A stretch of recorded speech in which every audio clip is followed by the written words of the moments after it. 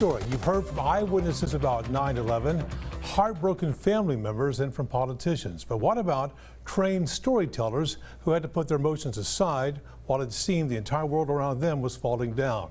KETK's Sarah Alegre spoke to a journalist right here in East Texas who was at the Pentagon that fateful day and saw American history change forever in tonight's exclusive report.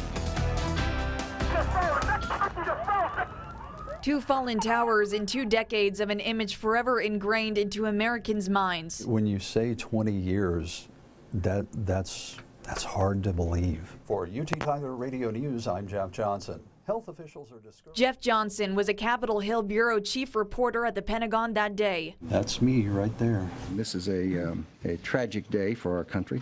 9/11 is very tangible to me. I was there, I was at the Capitol, I was at the Pentagon, and I saw the people. I remember seeing people in shock, seeing people not knowing whether or not their loved ones were still alive. What feels like a lifetime later. This is one of those mental images that I'll never forget. Leaves behind inescapable memories. Just see this gaping hole in the side of the building and smoke coming out of it and all these people running around.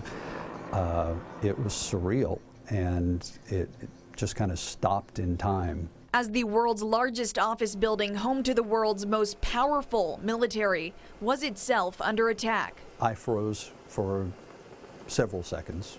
Someone actually walked up to me and asked me if I was okay, and I looked at them and said, "No, I'm not okay. There's a hole in the side of the Pentagon." A journalist at his core. Unlike all of the sane people who went away from the targets, our job is to go toward them. And so that will make you question your sanity for a moment. Johnson stepped back, knowing his role this day full of confusion, looming fear, and chaos. In order to be able to function and do my job, I had to kind of emotionally disconnect from it. To relay a message to the American people. Everyone thought it was an accident. The first reports were that it was a small plane, possibly a little private plane that had gotten off course and flown into the building. The narrative then quickly changing into the daunting reality we know today. It took a couple of seconds to process that and realize this is not an accident, this is intentional.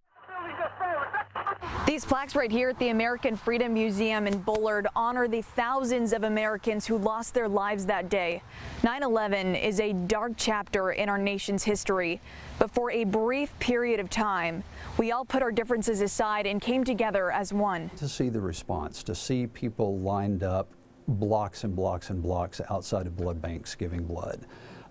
To see the collections that were done, the Red Cross and the other relief agencies that were collecting food and water and everything to help folks who were affected. Despite this, Johnson says this newfound unity was only temporary. But that was disappointing to see the country come together in response and then for that to not last. A sobering experience captured through the eye of his lens and words on a page, ending in this for Johnson. I really kind of got to shut down and just be a person.